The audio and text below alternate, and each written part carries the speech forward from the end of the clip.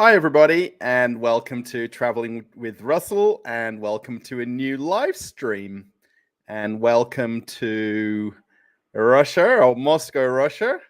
And I think that I've either messed up the time of the live stream or I don't know what I've done here because it's 8:19 and I thought I was doing the live at 8:30. Was I meant to do it at 7:30?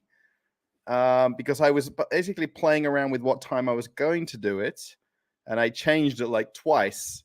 And then I kind of went out to go shopping and came back and I made dinner, and I've completely lost track of what I was doing. So, welcome everybody who's watching either live or if you're maybe watching on some kind of a replay. So perhaps you're watching it after this is live, let's say.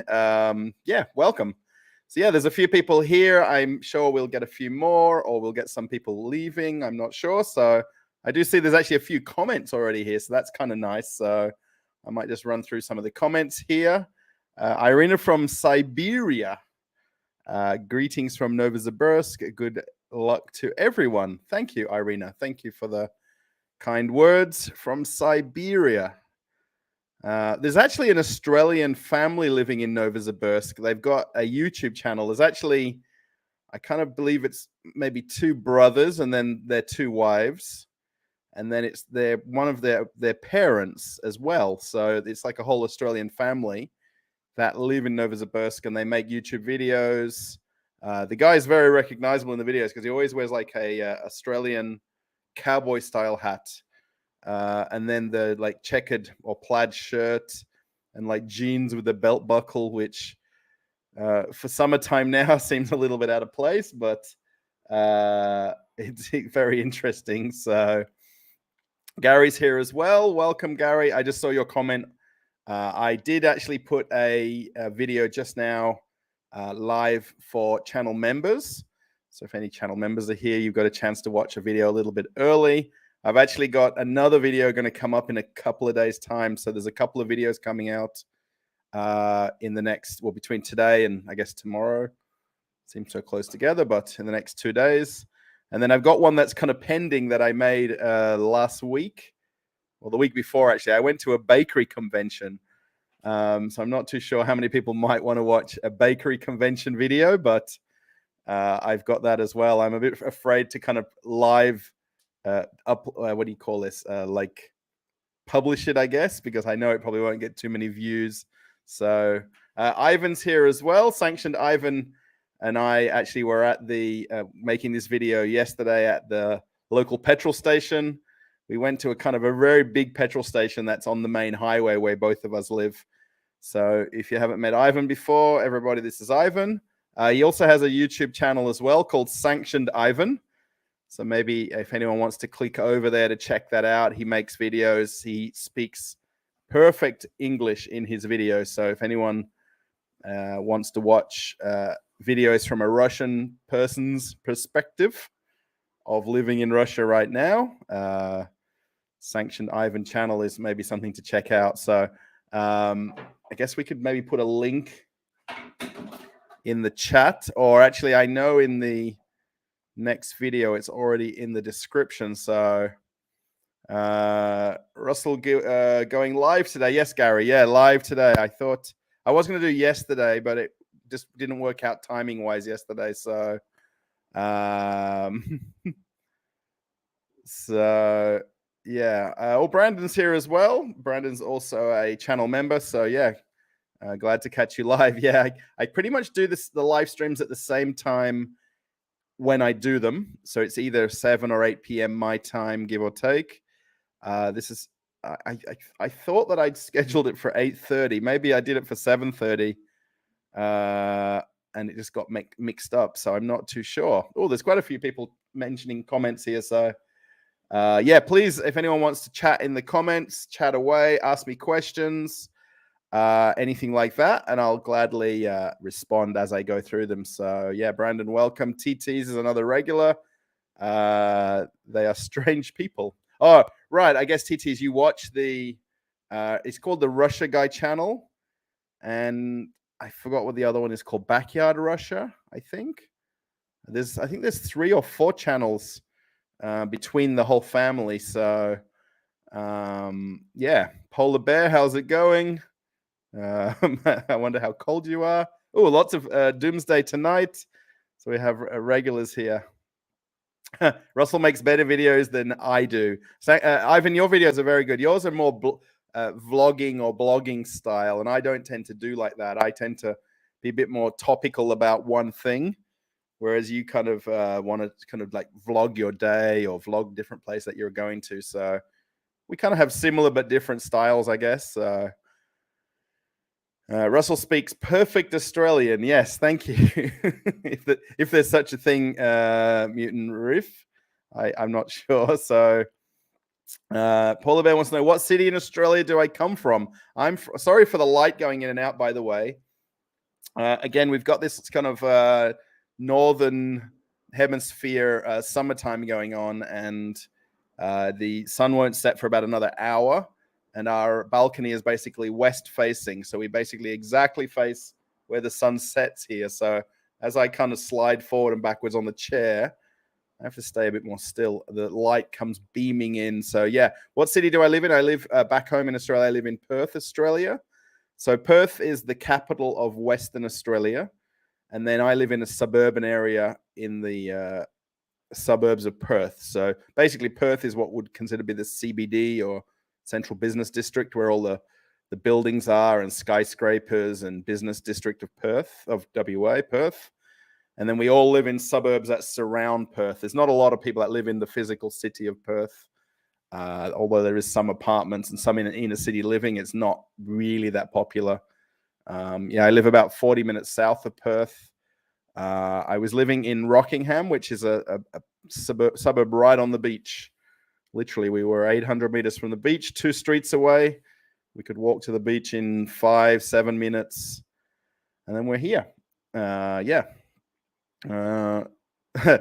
lot of people are, so Sanction Ivan, yeah, we talked about this. Many people are amazed that Russell doesn't say mate at all. Yeah, it's, now that you mention it, it's kind of hard to bring up versus saying it naturally. It is a bit harder to say. So, yeah, I don't say it enough, probably. You're doing well on scheduling. I just missed a lot since I was on the Miracle in Alaska and then in Disney World for a week. Busy. Wow, Disney World. That would have been fun, I think. Yeah, I've been to Disney World's the one in Orlando, isn't it? I've been to the one in Orlando. In the one in California, I didn't go to Disney. I went to Universal Studios when I was in California or in LA. But in Orlando, I went to Disney World. I think it's Disneyland in California, Disney World in Orlando. So yeah, I went to, and you went to the Miracle in Alaska as well. I've seen some photos on Facebook. I'm not using Facebook nearly as much now as I was before all these sanctions kind of kicked in, because it's basically been blocked here. You have to go to use it. You still can. You'd have to use it through a VPN. And although I've got one on my computer, it's kind of easy to use. I have to log into one on my phone to allow it to work. Not just a matter of just pressing the Facebook logo and it opens. You got to use one app and then another app to get it to work. So it's a little bit of a circle. So I'm not using it as much because it's just an extra step I have to log into. And I pretty much use Facebook if I do when I'm on the bus or the train somewhere going to and from somewhere. So I don't tend to use it as much at all in the last sort of 3 months, 4 months. Yeah, backyard Russia. That's it, TTs. Yeah, it's, I guess they're, I don't know. You say that they're a little bit strange. I mean, watching the videos, they do come across, as you're saying, a little bit strange. They're from somewhere in Western Australia. Again, I've not watched their earlier videos. I really should, just to see where they were living, because I think they were living somewhere in the country area of WA, not in the city area. Yeah, and they basically vlog about where they live in Novosibirsk, go looking for property and things like that. I'm curious with their channels, because if you look at their comments on their channels, it's all in Russian. So I think they've got a fairly big Russian following on their channel. And obviously now that YouTube ads have been blocked in Russia, they would have had a big downturn in their viewership or their ads ad revenue on YouTube from their channel having so many Russian viewers. So I'd be very interested to know that. I did message him once, and he replied once, and then he never replied again. So that was the end of it. Marks, thank you. Love the show. Thank you. Yes, we've got a few people watching, which is nice. We got 12 likes as well. So if we can match the number of likes with people watching, that will be even more amazing. So let's see if we can get a few more ticking over somehow. Sanction Ivan, have you been to the Moscow Disneyland, or should we go there someday? Yeah. So yeah, there is actually. So for anyone that doesn't know, there is actually a Moscow Disneyland. I'm not sure the actual name of it, but I know it's at Technopark Metro Station, and it's actually a huge kind of indoor, kind of a Disneyland theme park place. I've been mentioned. A few other friends of mine have mentioned about going there time after time, and I still haven't gone. So I need to get there at some point. I guess they build it all indoors because of the weather and the winters and stuff like that.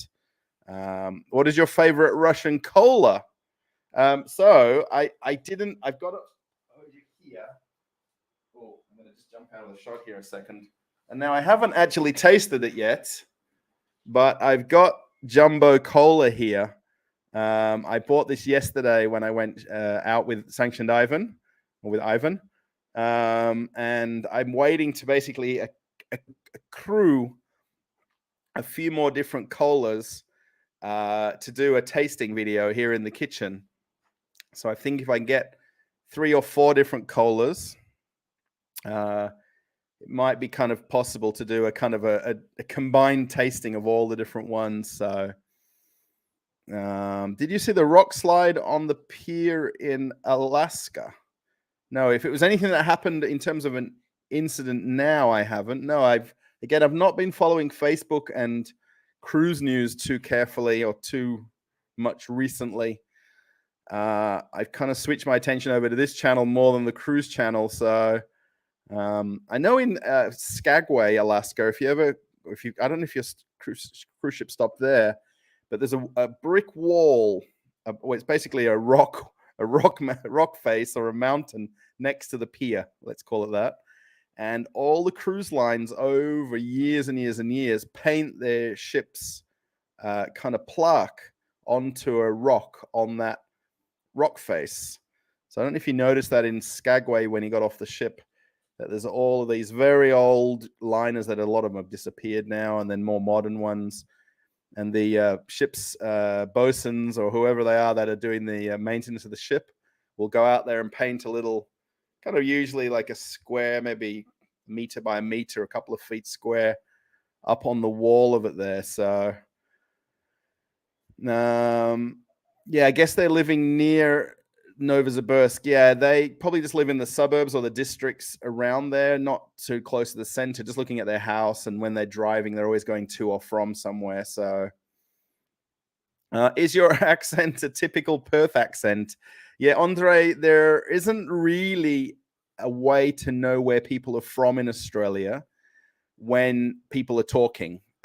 Some people say, oh, yeah, you can hear that they're from Sydney or Melbourne or Queensland or wherever, or Perth. I don't believe at all that you can pick up on where someone's from in Australia with an accent versus, say, someone from England and different parts of the UK, or in America where people are from, the East Coast or the South or whichever state in America, which is more pronounced in the accents. And the same with people from the UK. So is that Jumbo Cola in the back there open? No, that's actually regular Coca-Cola. Oh my gosh. That's normal cola that I buy from my shop exactly where I live, just downstairs. So there is a liquor store that has a bit of everything in it called Krasnobyle. I've actually made a video about Krasnobyle on my channel, and I did a bit of a walking tour inside there. So this one I actually bought from a different shop. They don't actually have these colas in Krasnobyle yet. Krasnobyle means red and white shop, but it's basically a liquor store that has everything in it. So if you might want to go back, let me see if I can find the video, and I'll put a link So if you want to watch it, maybe. I'm not so good at pulling up two things while I'm chatting here. So it's actually got quite a lot of views, that video too. And the lady that works in there is always shocked. It's actually had 6,000 views. That video has. So I'll just post the link to that video right there. So if you might want to check that out, that's the Krasnobilo where I go and buy my cola from. But they don't have jumbo cola yet in the store, so I'm sure soon they will. Already looking at a cruise in Australia through Carnival. Yeah, they've got the Carnival Spirit, which will be. Are they in Australia yet? The Carnival Spirit. I think they're still doing Alaska, and then Carnival Splendor will be coming to Australia. There'll be 2 Carnival cruise ships sailing out of Australia, and then they're announcing the third. Isn't one of the Costa ships coming over as well to Carnival?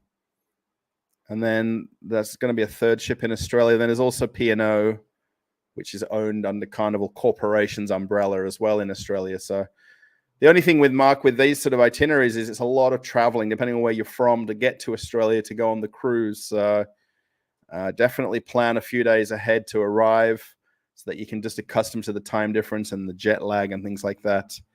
4 days ago in Skagway, I believe. Brandon, I'll have a look at that after I get through the live stream and see what the goings on is or was. Any itineraries you recommend? Yeah, pretty much all the itineraries from Australia go over to the Pacific Islands. So, or they were doing that prior to COVID and all that sort of thing. So, Fiji, Vanuatu, Mystery Island, Lifu. I don't remember all the different islands that they were going to, but over that way. There was Carnival ships that were doing down to Tasmania, but they weren't sort of traveling too far. So they were going from Melbourne, Sydney, Tasmania. A lot of Australians didn't really like those itineraries because they're still in Australia, right? So, and then there was Carnival ships that were going over to New Zealand. So, but then New Zealand put a lot of rules and laws in place for emissions for the ships that enter New Zealand waters.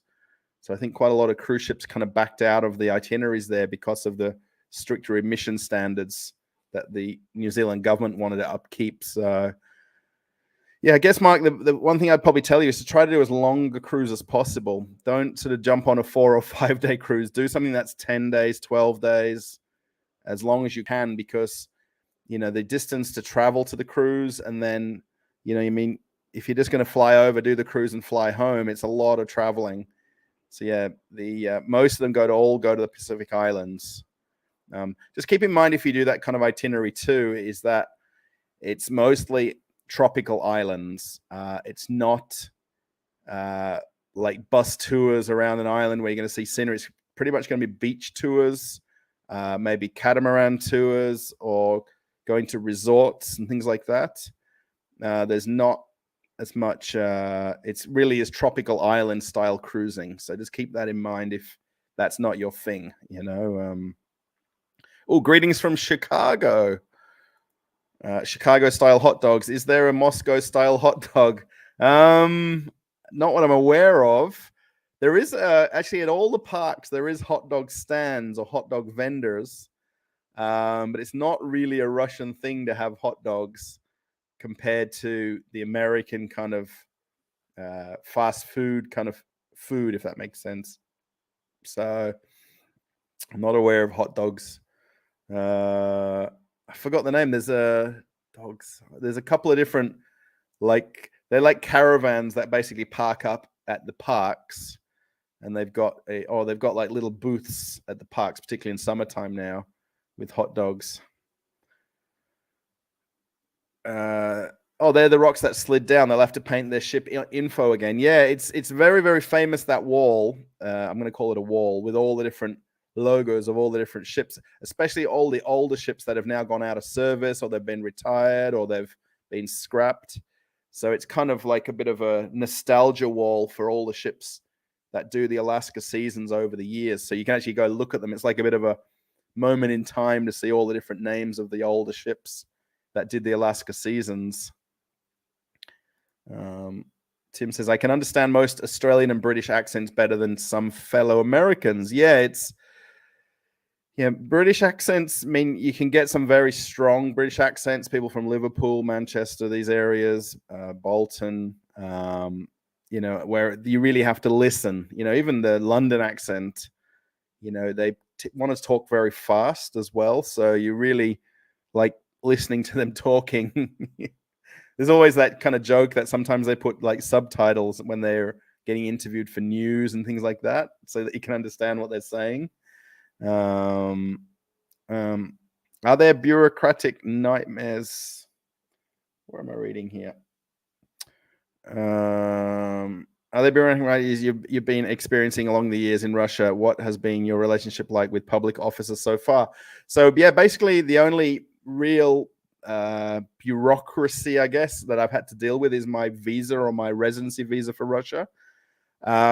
They're all very nice, everyone that you meet. They're all very strict and by the rules and by the book. Especially when you're going to these immigration officers or the Ministry of Foreign Affairs officers. I can't think of what the names of them are. When I was going through the visa process, I did lots of different documents. I had to go for a medical, I had to go for a language test. And actually, even when I went to do the last couple of steps, it's kind of, you've got everything right, every piece of paper correct, everything's above board, and you still think that the guy might find a spelling mistake or we've stapled the paper in the wrong corner or something like that. And it's quite funny that that's still a possibility, So, but honestly, everybody that I've met and dealt with has been very nice. I mean, it's really just a matter of having all the correct documents and documentation and the correct stamps and papers, and you're fine. It's where you're trying to basically do things that are out of sequence of your paperwork or documentation and stuff. A lot of things are manually processed here, not as much electronic processing, and that's what bugs a lot of people here, I think, because it's so manual and so outdated, where you go into an office and it's just paper stacked up and files stacked up and, kind of just paperwork everywhere. And then even when I went for one of my visa appointments, the guy had me written in a manual appointment book, not even like a computer screen. And he read my name from a manual appointment book that they obviously write in each day. So, there you go. So, there you go. Mark and Brendan, you guys need to figure it out. Headed there in May, Noumea, Marais, Mystery Island, Port Vila, Lifu. Yeah, so these are I didn't see all these things. I was trying to remember all these different ports of call here. So, Lifu, Isle of Pines. I did a 12-day cruise. I did one for a holiday. So I was in Australia on vacation and I flew over to Sydney and took the cruise. And we went to some of these islands. I don't think we did all of these stops, but it was 12 days, the cruise that I did. So, hi, Russell. I recently watched the new video about the Royal Charter shipwreck from Perth to England in 1858 or so. Yeah, I'm not too sure about that one, but the original, I guess they call it the 10-pound scheme, is what, probably not dating back to the 1800s, but in the 1900s for sure. The immigrants basically came from England to Australia, or they could go on to New Zealand. And Fremantle was which is the port city for Western Australia, and where you do kind of this 3 or 4 month trip from England to Australia. You'd see land on that last day, I guess, as you arrive to Fremantle, and everyone's just busting to get off, and that's it. They don't even go on to Adelaide or Sydney or then New Zealand, because the journey was so long to get to Australia that was kind of their last, first and last stop. And there's a very famous "Welcome to Western Australia" sign on the other side of the building where the Port Authority is when you arrive, and that's been there for 30, 40 years, 50 years. and it's kind of iconic when you go down to the port and you see it there, because that's the first thing that people see when they kind of step off the boat, sort of thing. So, do you and Constantine have any exciting projects planned in the near future? Polar Bear, Constantine's in his home city of Rostov-on-Don right now. He plans to be there for quite a few more months. So I guess until he comes back to Moscow at some point, I guess I'll meet up with him definitely, and we'll go and do something or go film somewhere. I do send him messages on Telegram, so we do message each other back and forward. And I occasionally watch some of his live streams. I don't watch them every day now because he does them literally daily. And his videos tend to be a bit more topical as well versus mine, just being a little bit more general chit chat. So I know we definitely have arranged to meet up when he comes back to Moscow. That was a certainty that we're going to do that. If I visit Australia for the first time, where would you recommend to visit? Pretty much, I would suggest going to the East Coast, so somewhere like Sydney, because Sydney has the Harbour Bridge, has the Opera House, has the zoo there. There's a lot more things to do on the East Coast as well. So even going up to Queensland, to the Gold Coast. So Brisbane is the kind of the capital city there. Then the Gold Coast is basically that eastern seaboard of Queensland. And then that's where you got the Great Barrier Reef. So yeah, definitely kind of somewhere on the East Coast, Sydney, Brisbane, up to the Gold Coast. You can go right up to the top of the eastern part of Queensland. Yeah, these sort of places, it's Australia's a huge, huge country. And from Sydney to Perth, it's 4.5 hours by plane. So they're not close cities to kind of go to and let me just fly to Perth for 2 days or 3 days. It's just so distant to get around the place. So it's just a matter of understanding the distances. Famous Nathan's hot dogs. Yes, Gary. The Nathan's Coney Island hot dogs. Yeah, you guys watch the hot dog eating competitions every year. And there's Kobayashi and what's the other guy? I just saw him on a YouTube video recently as well. Not Kobayashi, the other guy. He's like super skinny guy as well, but they just eat like crazy. There's like there's actually like a tour or a circuit that there's eating competitions all around America, and different disciplines of eating as well. So chicken wings, hot dogs, hamburgers, like vegetables and fruits and different things like that. So. Do I speak Russian? I speak very little Russian. Feel comfortable giving us a sentence or two. I don't really have a lot of sentences. Yeti Bella Blue is I love you. Niet Pinalai, Paruski, so I don't understand Russian. Adin billet, which is like one ticket on the train. Stancia is station, like train station. I know lots of like single words, but to put them together in a sentence, Maya Zavut Russell, so my name is Russell. Maya Zanya, I forgot it.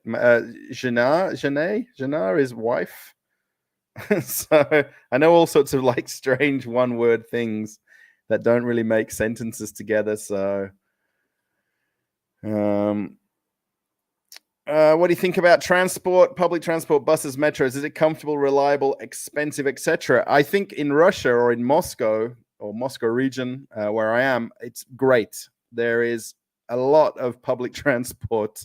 There's different forms of it as well. So the metro is the underground train system that basically spans most of Moscow and then out to Moscow regional areas. It's kind of like a spider kind of web of lines that go north, south, east, west. And then there's suburban trains that then go further out from Moscow, I guess you could call it, from different train stations around Moscow. So depending if you want to go north, south, east, west, you'd take suburban trains. So where I live, we've got a suburban train station about 10 minutes walk from our house. That would take us into Moscow center, well, to Moscow to Kiev railway station. Then we've got public transport in abundance here. So from basically what's called high frequency buses, so they're kind of blue painted buses that are high frequency, to a lot of normal, smaller suburban buses called marshrutka, which is basically kind of like a smaller bus, like a minibus style bus. The cost is not that expensive, depending on where you live. So basically the metro is a fixed price. If you're using a long-term payment card, it's 46 rubles for one ride. And then basically you pay once, you don't have to pay again until you return on another ride. So if you cross between lines or make exchanges between red line to blue line to yellow line, so it's 46 rubles per ride. If you're buying a one-off ticket sort of just with cash, it's 61 rubles at the moment for a one-off ticket. So very, very few people tend to buy one tickets. I guess people just forget their long-term card, So I have basically one that I just reload with money every time it runs low. So I just put 500 rubles or 1,000 rubles on it, and then each time you go on the metro, it's 46 rubles for one ride. You can also use that card now on a lot of the new bus services as well. So they're trying to cross over the payment types to other forms of transport, so you don't have to use different payment types. You can also pay with your ATM card as well, so like tap and go payment. So it goes for buses, trains, which makes it just far more convenient. Even the electronic gates at the metro, you've got the tap and go option. They've also got apps now where you can have a payment system built into an app. And there's one where it has facial recognition, which is really cool. So you build that into the app with your information, and then you just walk up to the entrance gate and the camera checks who you are and then opens the gate. So yeah, there's a lot of public transport in Moscow and Moscow region. And then going out into the far off cities and other cities, the train network here is incredible. I mean, you'll hear them talking about it a lot in Europe, and the use of trains through Russia and transporting of goods. So there's a lot of freight lines that use the same public train lines as well. So, yeah. Oh, hello, Roman. How we go? How are you dealing with current weather right now? With 3 hours yesterday under the sun, now dealing with sunburn and a headache. Yeah, it's been warm the last 3 days. Actually, today it's probably a tiny bit cooler, but definitely over the weekend it was roasting hot. I mean, this is the thing now where I'm going to be a little bit strange in the explanation, because it was basically high 30s, so 32, 33, 35 Celsius for the last couple of days, or 2 or 3 days in a row. And that's not all that hot compared to Australia. So our summer, which would be kind of December, January, February, as late as March. So we'd have 27 to 30 degree days almost every day of the week, particularly in Perth. And then our hotter days then would get to 35 up to 40 Celsius. And we might have a sort of string of days where they're like 41, 42 Celsius, 1, 2, 3 days in a row. Then it'll cool down to 30s, cool down to 27. These are all in Celsius. But actually, since I've been here since last year, effectively, and going through the winter and then spring and then summer now I'm kind of just struggling with the heat more than I ever thought I did, because it's just hot. And I've gone from cold, very cold of winter, to hot. So it's just warmer than I'm used to here in Russia, but it's not anywhere near as hot as it is in Australia. So, so it's been warm for sure. What day did I go? Was it Saturday? On Saturday, I went to a La Dakar show. I think it was Saturday. And that was just roasting hot. My friends I went with, they kind of copped a bit of sunburn as well. I don't know about headaches, but for sure sunburn. You could see other guys that were there. They had their shirts off and basking in the sun, but I'm pretty sure they got sunburn also. So yeah, it's definitely been warm here, and especially with our apartment as well, facing west. We get a lot of afternoon sun just beaming in. We've got a floor-to-ceiling kitchen window here as well, so there's no this area where I'm sitting effectively till about somewhere here would be the balcony. So there'd be normally that other wall with a door leading out to the balcony, and that's not here on this apartment. So it's basically a bigger kitchen. And then the floor-to-ceiling window for the overlooking the view here of the town. It just basically it's like a greenhouse. We're growing tomatoes in here almost with the weather it is. So I don't know how those hot dog competition guys stay thin. I don't eat that many hot dogs, and it still shows. Yeah, it's I guess they train themselves. There was a video I watched on. There's a channel called the Iced Coffee Hour, and it's a guy called Graham Stephan who's a kind of a money guru. And his Iced Coffee Hour, he interviews different people, particularly content creators or wealthy people, and how they got rich and what do they earn and things like that. And they interviewed not Kobayashi, but the other guy. I can't think of his name, but it might be worth looking through that Iced Coffee Hour channel and seeing if you can find that particular video, because it's kind of interesting, his story about it all. So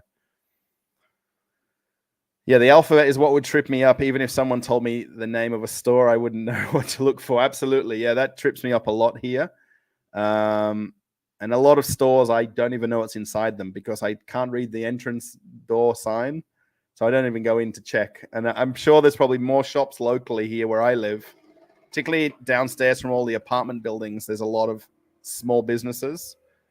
So I think there would be a lot of other businesses I could go to as a motorbike just goes screaming by outside.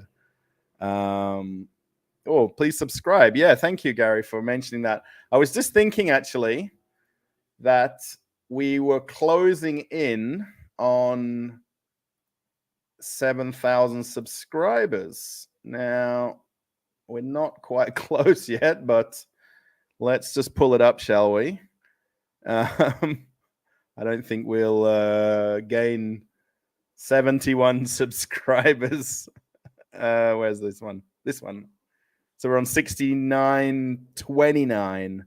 So I think maybe the next live stream I'll do will be the 7,000 subscriber kind of countdown. And then Sanctioned Ivan, if you haven't jumped over to his channel or checked it out, he's closing in on 1,000 subscribers. So that's a big momentous. Sort of the numbers that people aim for on YouTube is like 1,000, and then actually the 100,000 is the one where they give you like a plaque to put on the wall. And then between basically 1,000 and 100,000, there's no real recognition apart from self-recognition. So 69.29. This actually updates a little bit off live, so we might see it go up or down in the next 5 minutes. Let's get that. Let's just drag that over there. Sorry, I just need to keep an eye on one little statistic over here. So, yeah, for anyone that knows about cruise ships, that's my desktop wallpaper, which is the Carnival Mardi Gras, and that's my my wallpaper on my computer here. So, yeah, I have 3 screens. That's why I'm just dragging them across each other. So, connections, if you know. Geovasile. Are there Android apps with the timetables of buses and marshrutka connections? If you know, I pretty much don't have an app on Yandex. What's it called? Yandex Maps. Yandex Maps. So on my maps, that's Yandex Maps. Oh, it's not very helpful to see, but actually, you know what we can do? If I go to Yandex over here and let it catch up for a second. The maps is called Card. I don't know why. This is the map of the region where I live right here. And then if we turn transport on, moving transport here. Now, if you guys can see when I zoom in, let's go to this one. You can actually see this is 1002 right here. And that's going south. And then there's a bus stop over here. I live in this building over here, by the way. And then that's the one going, I guess, north or back to Moscow. So if I click on that, it actually shows you the green route that it takes. And it goes to the shopping center, which is where I normally go to Solaris right here. And you can actually see on that route, if we zoom in, there's another 1002 right there. No, there's not. I thought I just saw one. Yeah, there's one over here just coming into the bus station now. And then if I go back, is there another one? Yep, there's one over here coming south. It's probably stopped at a bus stop right there. So you can actually use Yandex Maps. If I unclick this and then go to if I zoom in on the bus station here, actually there's probably not as many buses on here. So this is the bus station where the shopping center is. So this is where I come out the metro here from Solaris or Salarevo, and the Solaris is the shopping center name. So there's the international bus station here, and this is all the domestic routes. So you can actually then zoom in and see that's 304. So I just go back. You'll see that actually goes over here, nowhere near me. It turns off and comes back inland.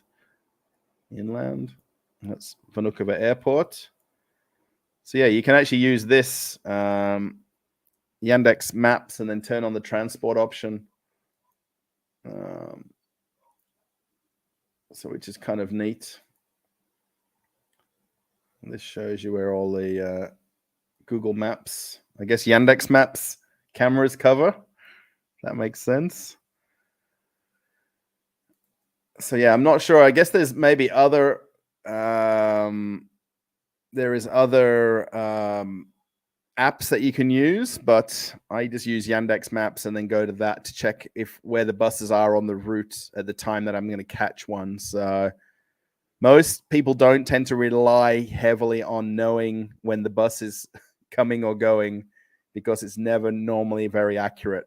That live tracking there is live within, I would say, 10 or 20 meters. I guess there's some kind of a satellite delay, but it's very, very good, that Yandex one. So isn't Australia extremely dangerous? You can be attacked by spiders, snakes, scorpions, crocs, Tasmanian devils. You can, yes. It's probably extreme, the Tasmanian devils. Scorpions, I've never seen any where I live in the suburban areas. Definitely spiders are very common. I'm not too, especially in the suburbs, you don't see a lot of snakes. I guess if you live in more regional areas or areas with more bushland and stuff like that, you get more snakes. Older suburban areas too, where there's more built up kind of greenery. Tasmanian devils, I don't think there's anyone ever been attacked by one, has there? I don't know, over the years. Not what I'm aware of anyway. So Maya Zavut, not Moyozavut. Moyozavut sounds like he called. Yes. So it's like my name is or your name is. I always get them Kaksavut, I think it is. Kaksavut. I always get them sort of switched around what I'm saying. I'm not being rude, but just wanted to know, not trying to be okay. Okay, so yeah, the ladies in Moscow are very nice. Honestly, it's really down to you. I mean, a lot of people don't speak Russian, don't speak English here. I mean, I was at the supermarket earlier today, and the girls working there don't speak a word of English. So, and they're always trying to talk to me and say hello to me. One lady actually who was in line paying behind me recognized me from an Instagram post So I helped out cleaning some snow over winter, and I've talked about this a few times. And the lady recognized me from Instagram. Oh, from Instagram. And then she was explaining to the cashier. So yeah, I'm a little bit famous in my town from a photo on Instagram, funny enough. So yeah, it's all a matter of just getting to know people and talking to them. If you don't speak Russian, you'll struggle, very, very struggle. I mean, you will meet some people that speak English, but not that many. Coming, 4th of July is the hot dog competition. Yeah, Coney Island, right? That's the famous one where they all sort of line up behind a table and they got these piles of hot dogs. I'm just here to check out the chat and see anyone from another channel that I know. Nope, I don't recognize anyone in here. It's me, Pablo. Oh, sorry, Pablo. I guess we all have our kind of audience, right? Or our niche of people who watch me or watch someone else. So I'm gardening. I'm a lowly American peasant who has no purchasing power. I was gardening, or Mark was gardening. Sorry. You're a fun guy. Thank you, Mark. I wish I could garden. I'm not into gardening at all.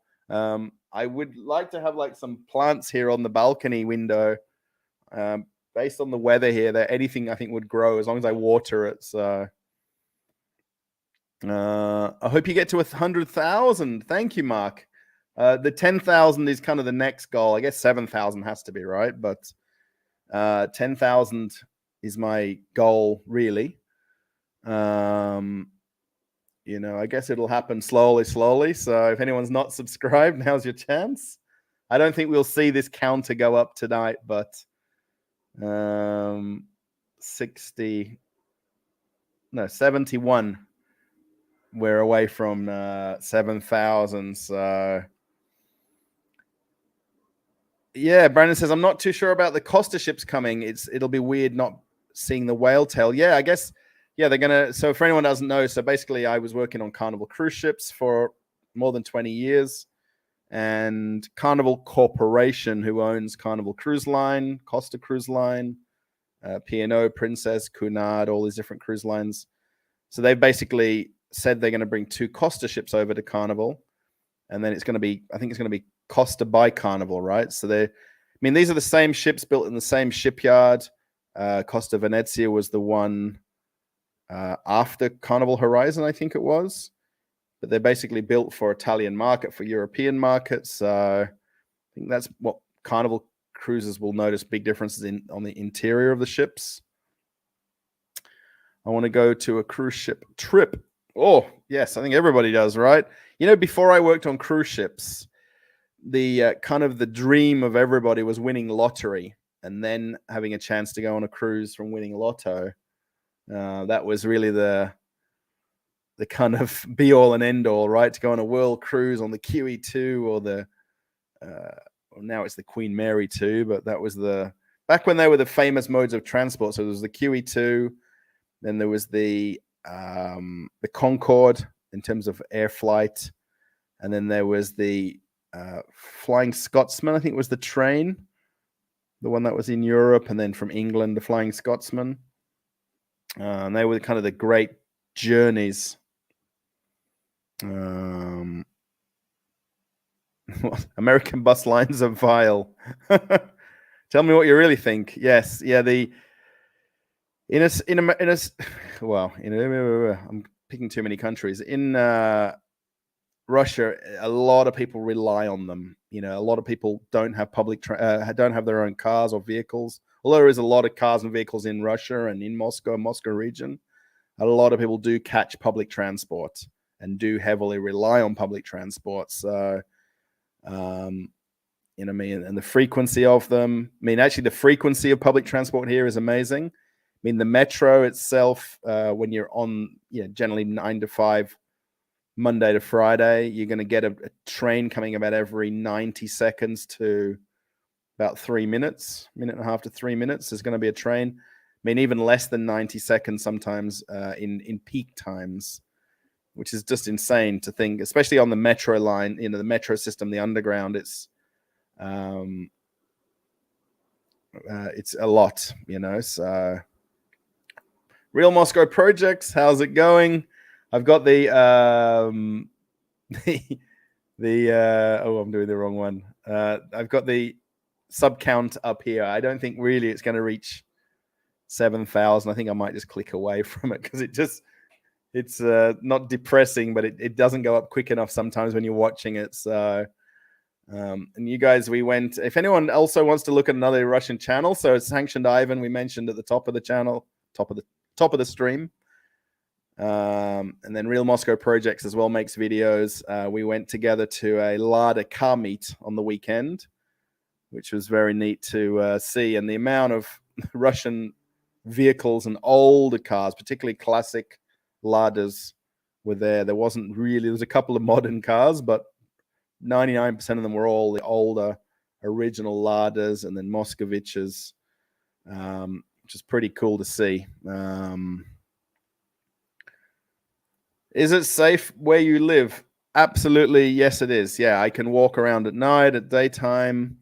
I feel completely safe walking anywhere in my city where I am, or my town here.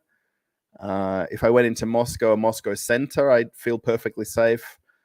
There's a lot of people out and about everywhere here. So there's not like quiet streets, particularly in summer now as well.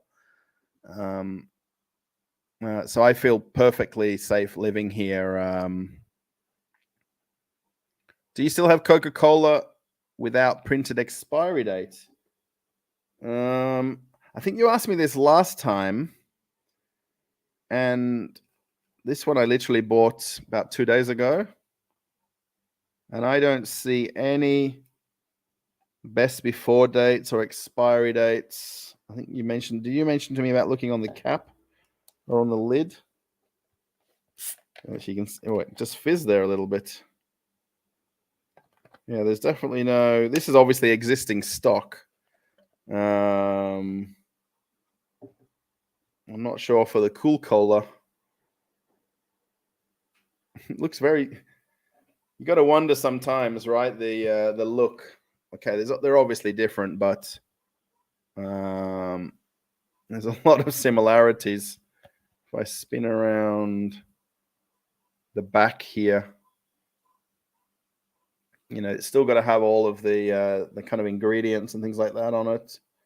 The same recycling and those kind of rules. There's a QR code. I imagine that's to their website.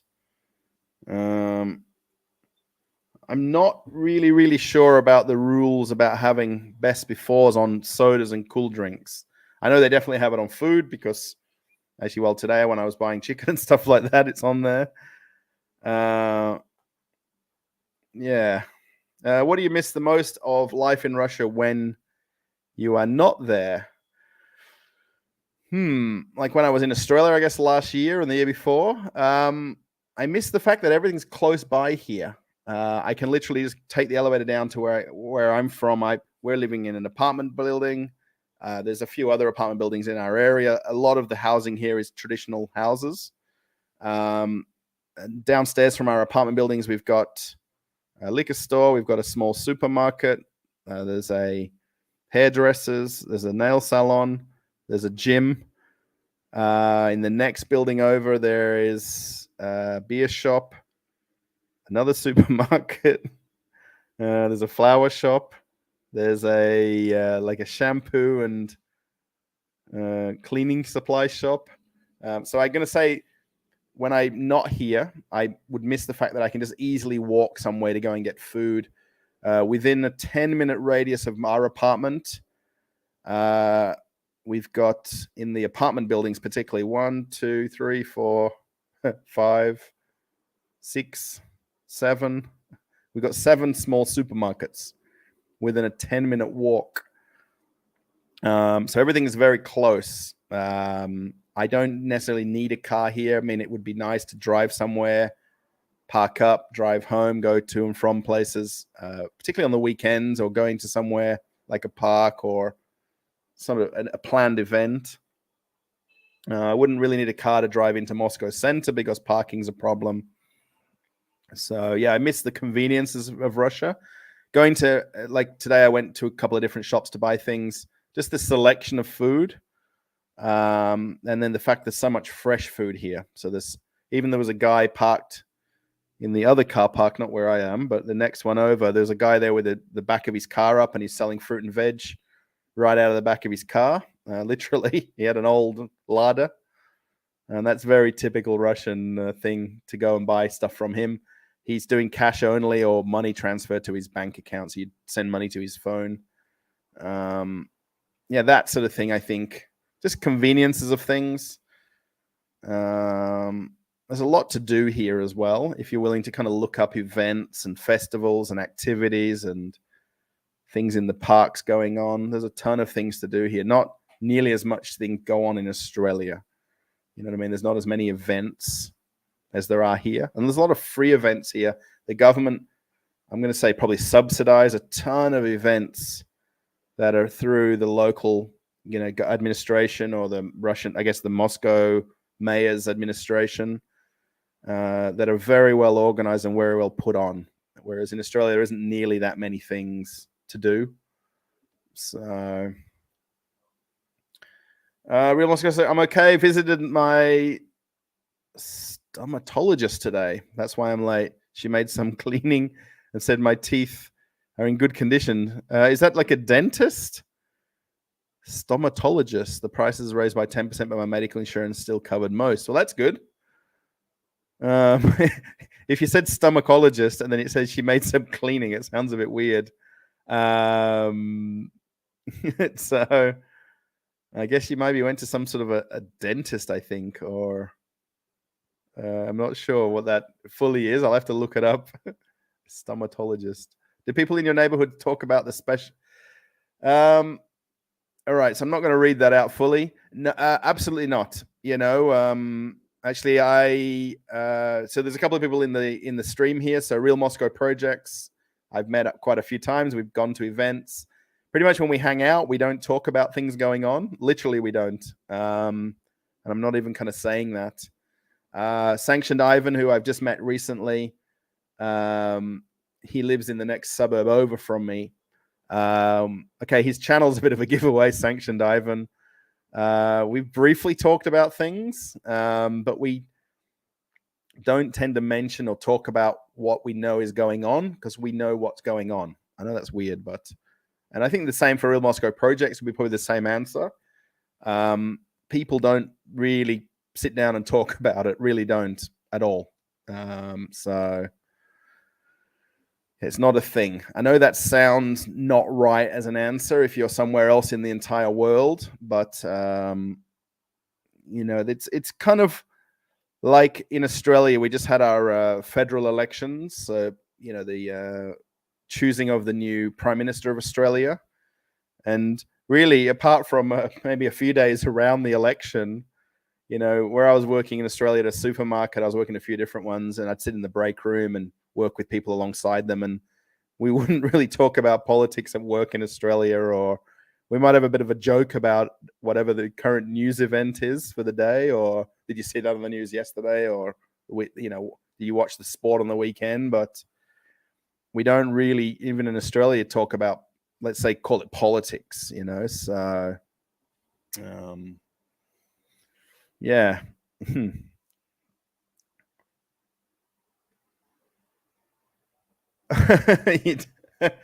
I dislike the color yellow. This is actually kind of it's like it's more yellow in real life than what the camera's showing. This is actually not this is a rented apartment, so whoever did the interior decorating in here chose this. It's like the yolk yellow from an egg. How about pistachio green? Yeah, I guess it would go with the cabinets a bit more. It's very normal in Russia that if you ever look at like houses for sale or for rent, that some people have like all over the place interior designs. Let's call it that. So, oh, Nelly, how's it going? Yes, another regular watching the live streams. Good to see you.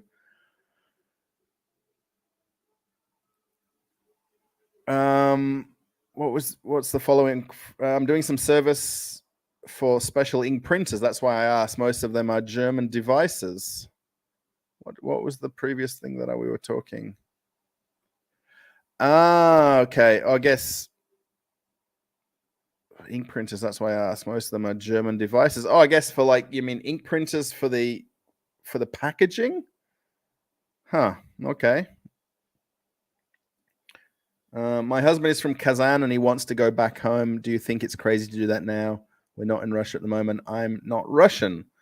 I guess Josie, I guess, is your Jose. I was going to say Jose. It's not Jose. Josie.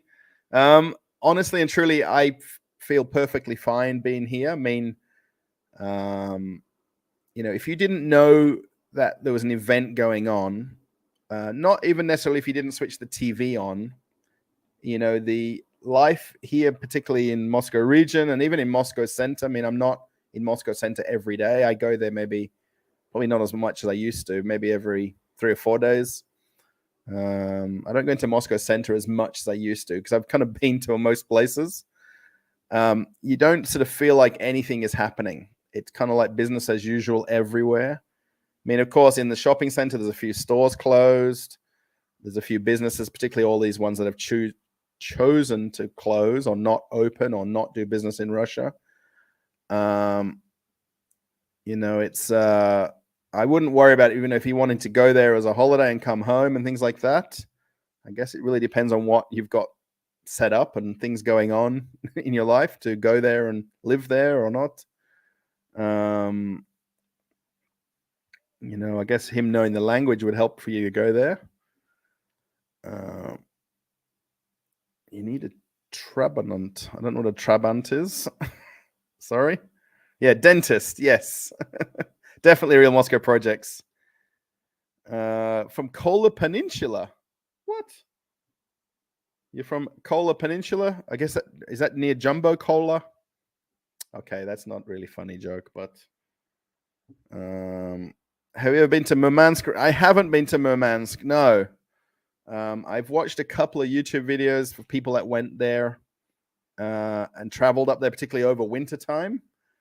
So it'd be pretty neat to go and see some other parts of Moscow, other parts of Russia, definitely. That would be something that I would like to do in the future. Absolutely. Go and see some different things.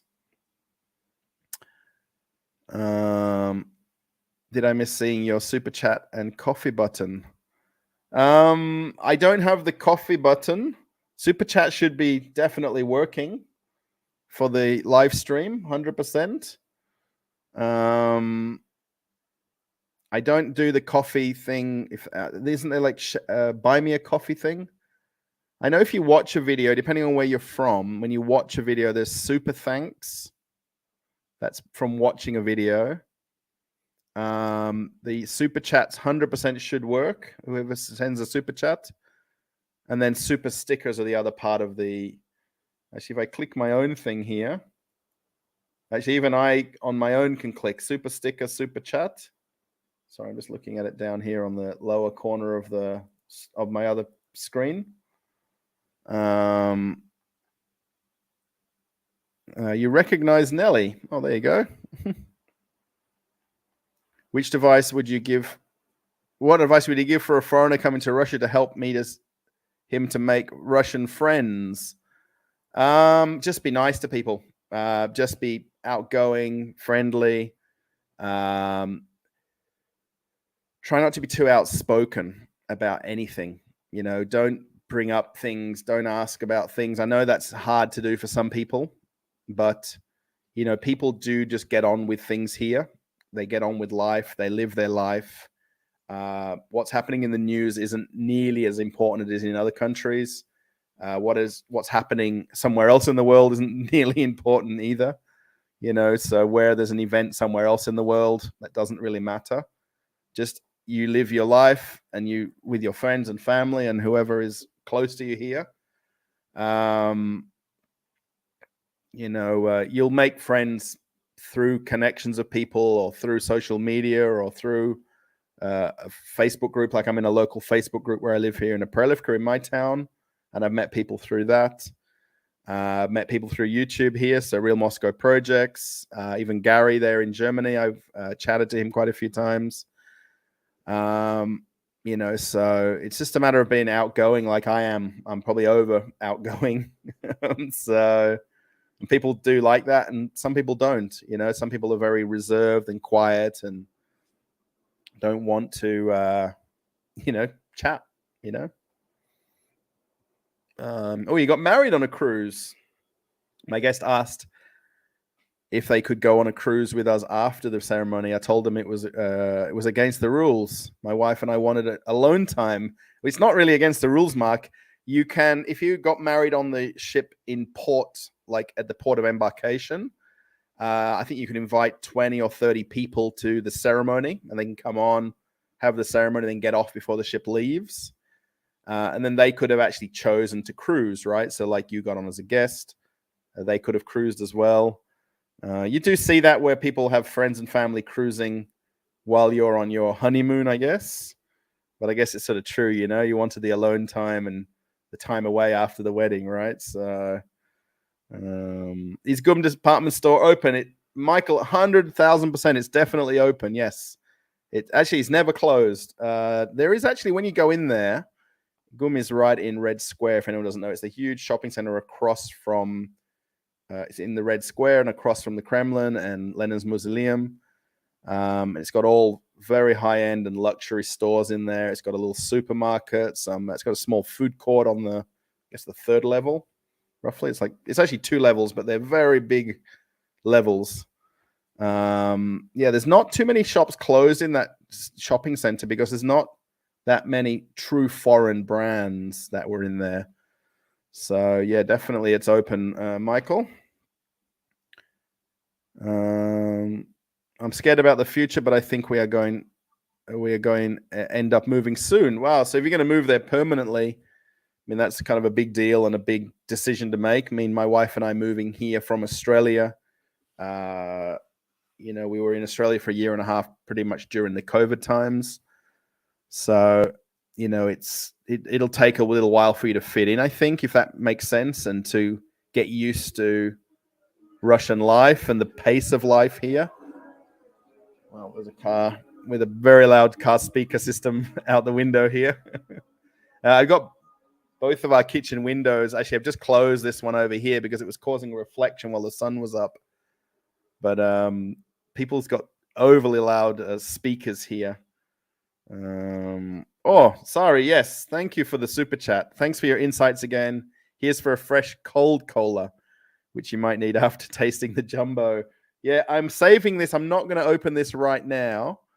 Do you guys think I should do a live tasting video, or should I record it and do it as a normal video? I wonder what you think, Sari. Should I do that? Would anybody want to? Where do you do the polls? Where can you do the polls? I'm pretty sure you can do polls. Can't you? Create a poll. Would you watch a live stream of me tasting the new Russian colas? I think that's all. Ask your community. So there's a live stream, a live poll. Has that worked? Yes, there it is. Thank you. Sorry. Yeah, definitely. I'll buy some. Yeah, this one's pretty much done. I'm finished with that one. And this one I bought yesterday, but I'm saving this until I get a few more cola options. So let's see if we get anybody doing the poll. Janine's here as well. Good to see you again. Another past viewer. Trabanon is the brand of typical car in Eastern Europe in the Soviet era. Yeah, I don't know that model at all. I don't really know all of the models of cars. I'm not a car guy. Although we went to that car event on Saturday with Real Moscow Projects and her partner. I'm not really into cars that much.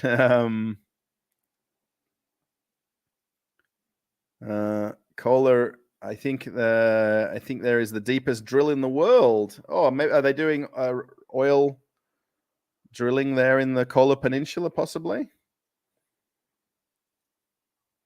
Oh, there we go. So Trabanant is an East German car before East and West Germany merged. Thank you, Gary.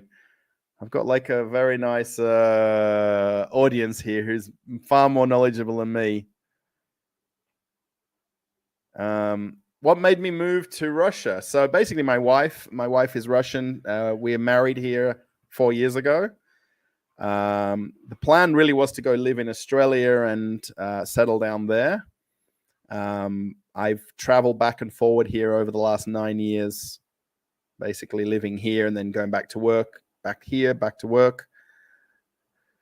So this last year now, we decided to move back to Russia. My wife basically couldn't settle down in Australia and get used to life in Australia as it is. You know what I mean? It's a big change to go from Russia to Australia, literally with one luggage. And we'd previously been back there the year before, kind of a holiday, but it's different living there versus being on a holiday, and a bit different for me too, to be working every day and not being home every day like I am as much here. So I hope that makes sense.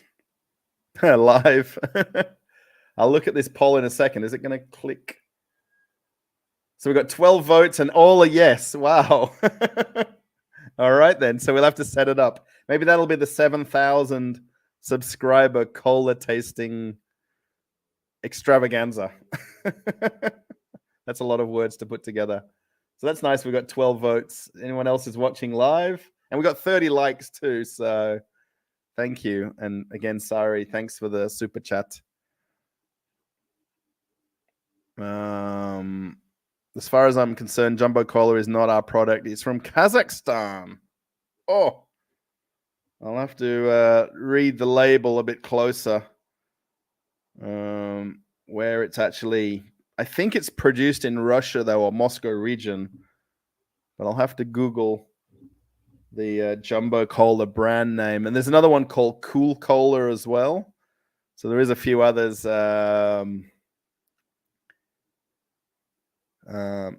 Just to do the different colas. Sorry, I'm just reading the comments and talking about cola at the same time.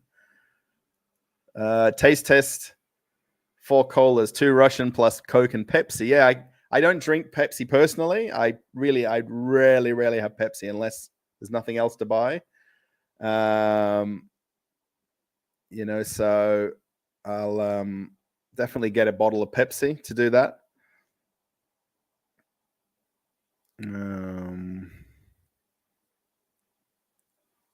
I heard Russia opened their own version of McDonald's recently. Yes, actually, I've done 3 different videos there. Kuzna и точка, which is tasty, and that's all, or tasty period. Yeah, I've made 3 videos on the channel, so maybe check back on the recent videos that I did. So I was at the opening of the one in Pushkin Square, and then I've been to back there again, and then I also went to a suburban one or regional one, like a standalone restaurant. So basically, they've opened burger restaurants inside the existing McDonald's restaurants. The Russian owner, who basically did the buyout of the old McDonald's chain in Russia, has vowed to reopen all the locations. Actually, with Sanctioned Ivan, we were there yesterday. We were going to this petrol station to go and have lunch. There's a burger place in the petrol station, and we were with his girlfriend at the same time. And then she sort of said we should go to the new McDonald's, so we went there instead. So 15 votes, and it's still 100% yes. There we go. That's kind of interesting. If anyone else still wants to vote, it's not too late. Russell should go on a taste test of the new McDonald's. So Janine, I've been 3 times. I think now people, honestly, I don't know if people are tired now of my videos of the same taste testing. So there's a few videos. This is the last one. I'll put the link to this one. Get shareable link. Let me just post that one. Yeah, that's the last one that I went to. Actually, that had 4,000 views almost, which is kind of good. Kind of good, if that makes sense. Yeah, he's already done it already. Yeah, so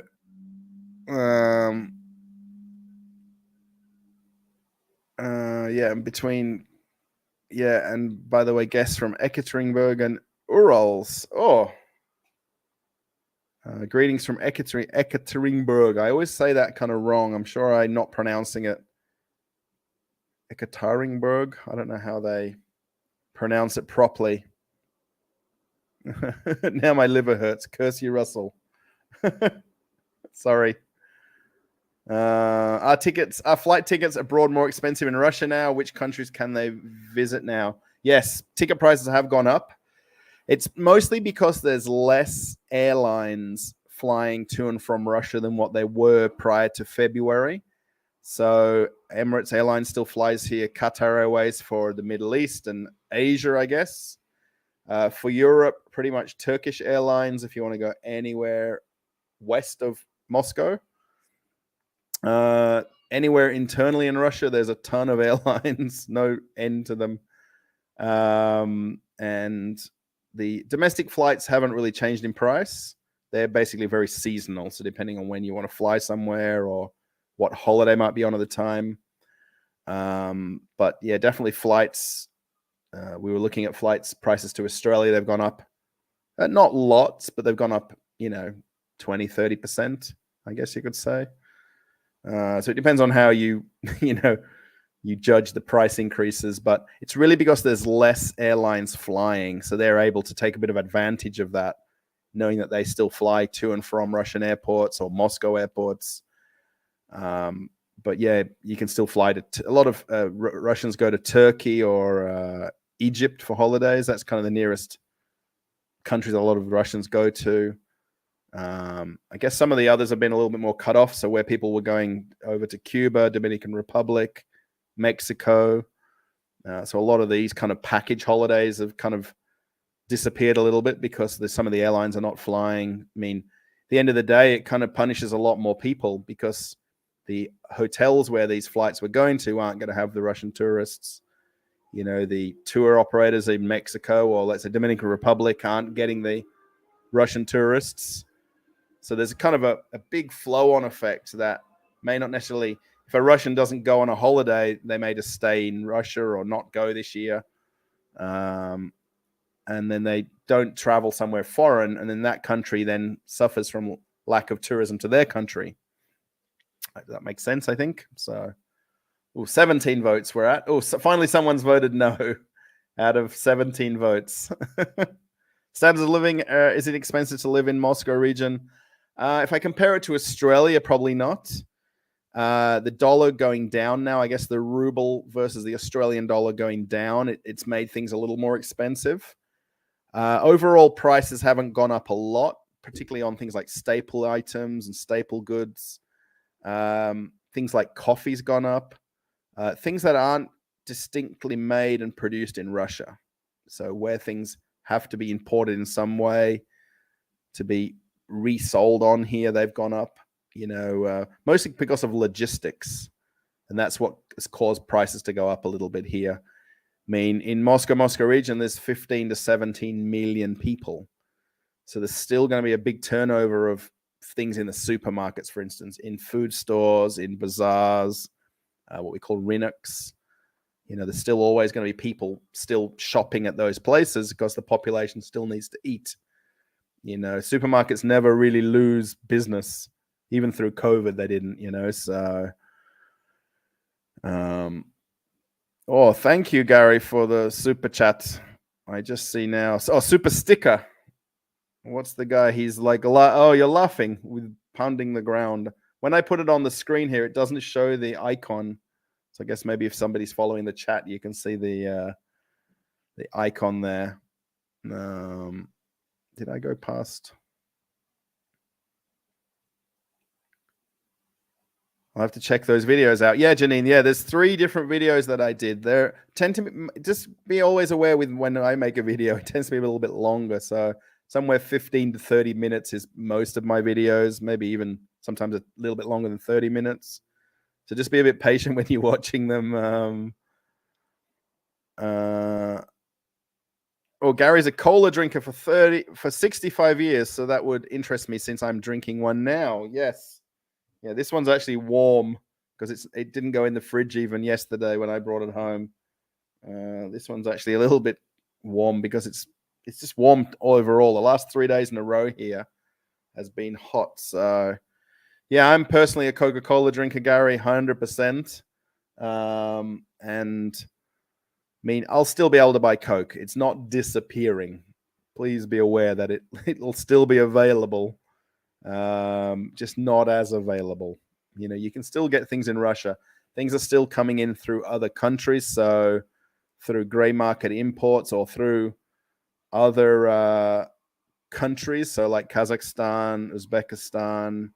You know, you could say even as far off as China, but I don't think they've been Coca-Cola through China. But what kind of Russian fast food franchises do you have there, and what do they serve? So the one I've talked about a little bit in one of my videos is Krochka Katochka, or Little Potato. So there's a jacket potato, a roast potato place.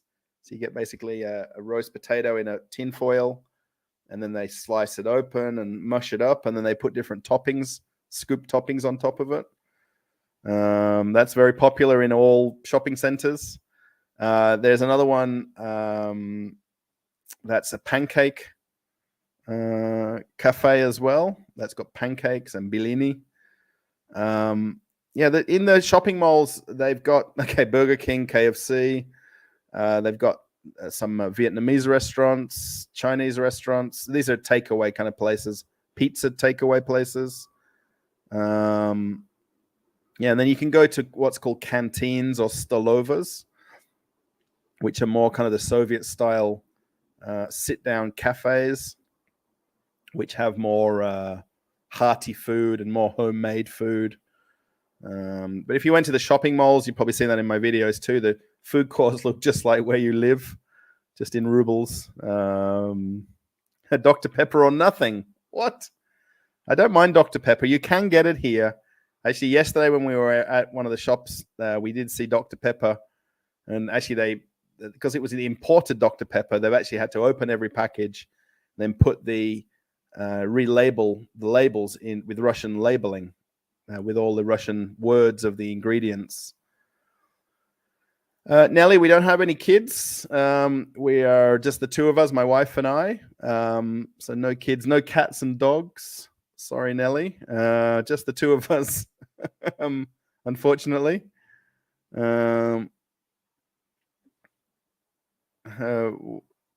Well, personally, what I'd like in Russia would be a true dark Russian style pumpernickel bread. Love it. Really hard to find in Russia. In USA. Yeah, you can get so many types of bread here. Like, it's just incredible. And particularly in the shopping centers, in the supermarkets, they've got their own in-house bakeries. If you watch that previous video where I briefly showed a little bit of differences, just the amount of in-house baking of different breads, of course, and desserts and cakes and stuff like that. So, plenty of bread choices. I want to see you talk to some Russian girls. My wife would kill me if I did that. So, no.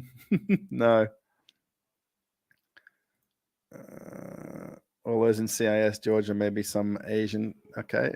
How long is the flight? Janine, how long is the flight from where you are to Australia? So basically from here to Dubai, it's 5 hours. And then Dubai to Perth, it's 11 and a half hours. And then typically, depends if you do Dubai or Doha with Qatar Airways. So yeah, you're pretty much about the same distance. I think it's 11 and a half or 12 hours to Doha. And then Doha to Moscow is 5 or 5.5 hours. And then you generally have a 2 or 3 hour layover if you've got a short connection.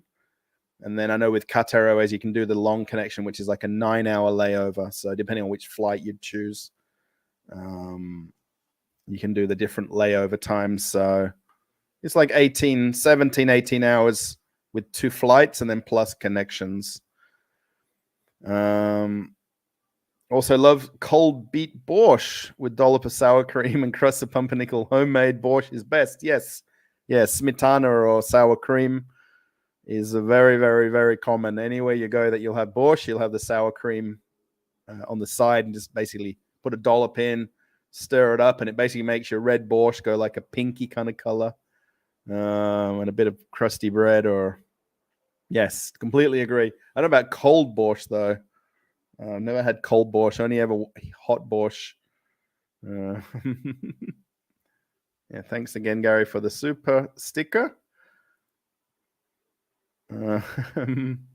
Mexico Coke or American Coke beverages, Dr. Pepper or Pib. Yeah, on the cruise ships, Pablo, I was having Pib. We had Pib on there and Dr. Pepper as well. And then Mexican Coke I was getting in Cozumel, or if we went to Progreso on the cruise ships, which is the Yucatan Peninsula, I was buying the glass bottle Coca-Cola. You can actually get the glass bottle Coke here as well. Actually, even the glass bottle Pepsi you can buy in Russia. There are stockpiles of ugly Soviet shoes. I've seen lots of them in the Russian areas of Portland, Oregon. I guess that you're talking about more. I'll be talking more about the winter shoes. You can buy them in the markets here, even in my local one, or if you go to the bigger like Chinese knockoff markets, there's a couple of different ones. Sadovot's the most famous one in Moscow. It's like the busiest like Chinese market in Russia, I think, Sadovot. I don't know about an oversupply of them, but there's plenty available.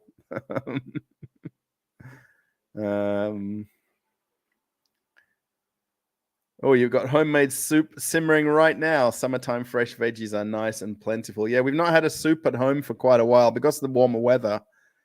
It kind of puts you off wanting hot food. So we've been eating salads or chicken and things like that because it's just too hot to have a soup or like something that's cooked in the oven. But yeah, any soups are good. Is it difficult to find? Am I talking about? I don't know what we're talking about there. Oh, yeah, I hate warm cola. Yeah, same with me, Gary. I don't like warm cola at all. Oh, you had garden fresh potatoes 2 days ago. Nice. Yeah, the potatoes here. If you really want I guess you could call it the fresher ones. You kind of go to the Rynek or the sort of the farmers markets. I noticed someone called it a bazaar today, so I guess I can call it bazaar. If you go to the supermarkets, I mean, there's still going to be crates that have come through the markets, but they maybe not as fresh, if you want to call it that.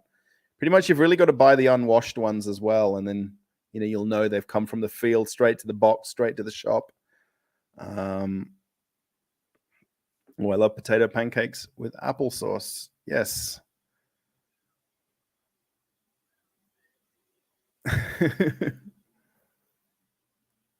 Okay, I won't show that. Sorry. How long have you been in Russia, and how is your Russian language? Jose, on and off, I've lived here for 9 years. My Russian language is very poor. I'd say it's 2 or 3% at best. It could be better. I totally agree with that. Yeah, it's not the best, but yeah, on and off for 9 years since I met my wife the first time I came over here to getting married 4 years ago. Yeah, now the sun's gone down. It's nice and manageable sitting here now. I'm not too sure how bright it looks. Oops. Oh, now it's gone really dark. I think it's that one, is it? That one. That's the one right there. Yeah, super long flight. Yeah, it's not that bad, really. Especially if you have that layover in Dubai or in Doha, kind of breaks it up. It's all about that kind of the what time your flight leaves from, let's say, Moscow or from Perth to fly in either direction.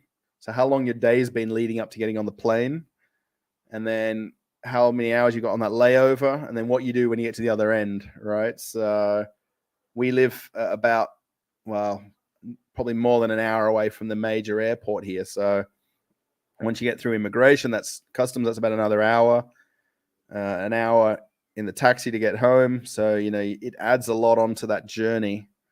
So it is a long day for sure, traveling, but it's not too bad. Which country has the most foreigners in Moscow this summer? I guess I don't really notice that.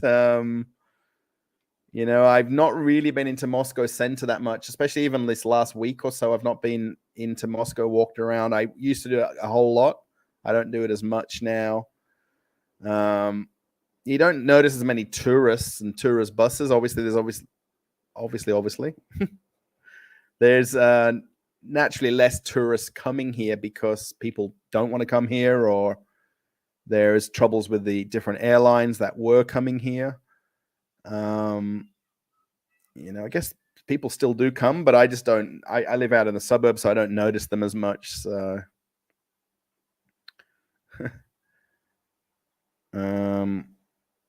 are there weak and green markets in the area? Sorry, where we live exactly here.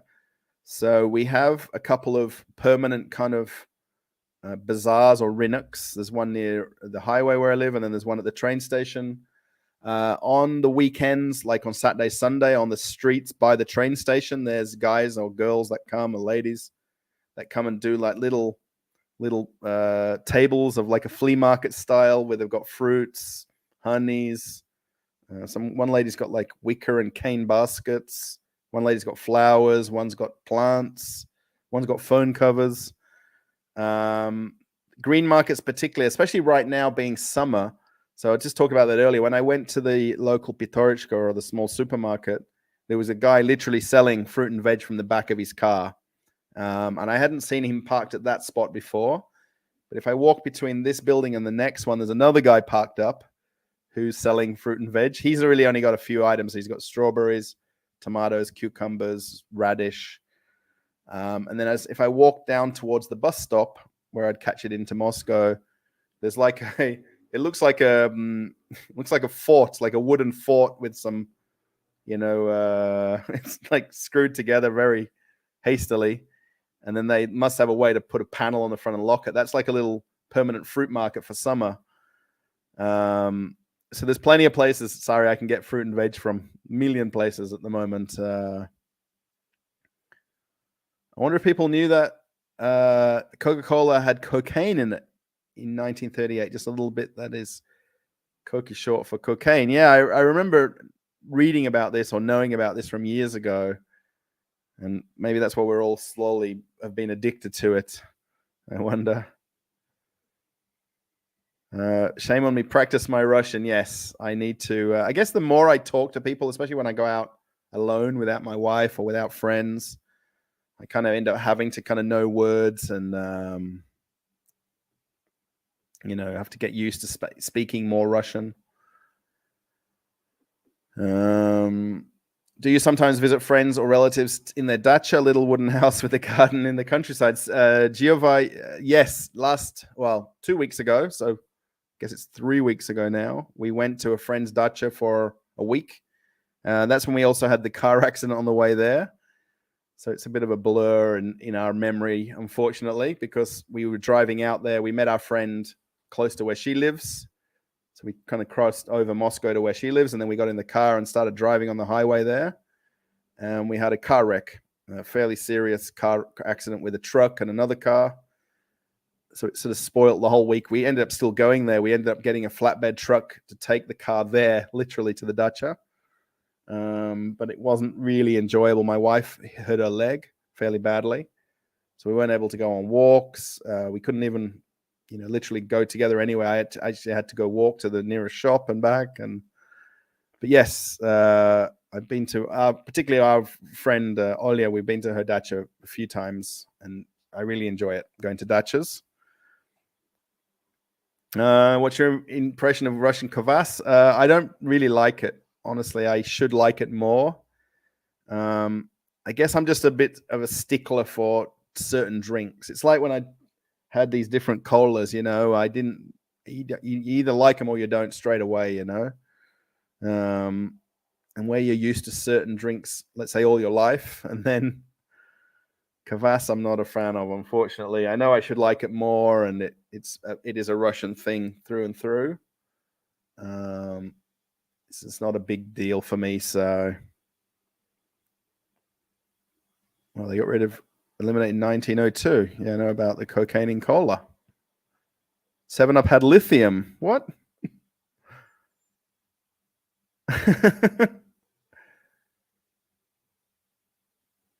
Oh, Gary's uncle worked for cola. Wow. At the main testing lab. And he tested it in 1940 and said that they had cocaine since 38. Wow. Russell, why are you in the country when Russia is making clear that they will keep Westerners? All right. So to answer that, basically, you're talking more about people that are in another country. I guess the word fighting against Russia. So basically, where they've either captured somebody or somebody's given up or waved the white flag and been taken. Let's say the word hostage. I don't know what word you want to use.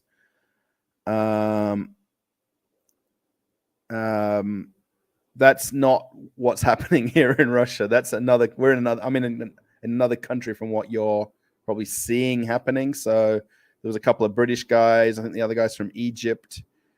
In the American news, they've said that 3 Americans have gone missing, but for some reason in the Russian and Ukrainian news, they've been kept hostage or captive or whatever. They gave in to the Russians wherever they were in that town and so on. Yeah, it's like 2 different newses that we're all watching, which is hard to explain.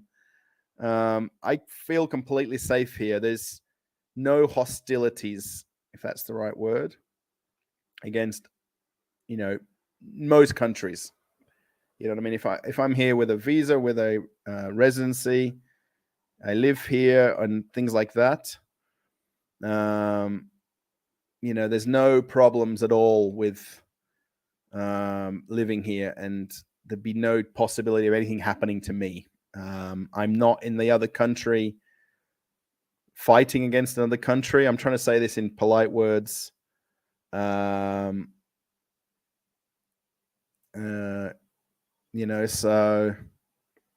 I've got no worries about it all. That makes sense. I'm not answered your question, Nomad, but I feel like my home is a dacha without the nice veggie garden.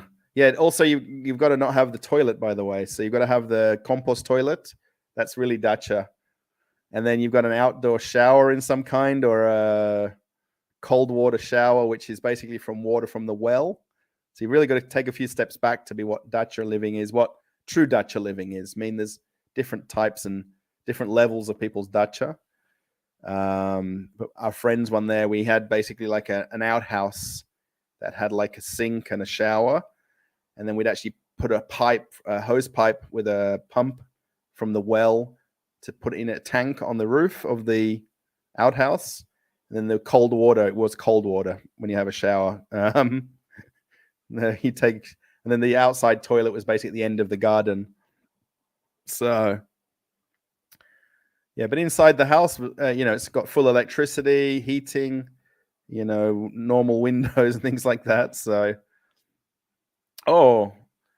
Russell, a boss of my partner wants to invite you to visit his house in Vidno and show you how Russians live, and you can make a video about it. Oh, that would be very nice to come to somebody's house, and I guess we can arrange it for one of the weekends and whenever you're not working, I guess. That would be kind of cool. Yeah, I guess maybe he lives in a traditional, suburban house. I don't know what you would call it, but yeah, that would be cool to go into that. Yeah, let me know. Send me a message whenever you want, and we'll definitely do that. I guess we can have shashlik at their house, maybe. We can bring some meat and have a barbecue. Oh, I'm related to Brittany Griner, who's an NBA star, and she was arrested by Russia for THC, but she's never smoked a day in her life. I guess, is that deleted? Sorry. Don't let ignorance be. Okay.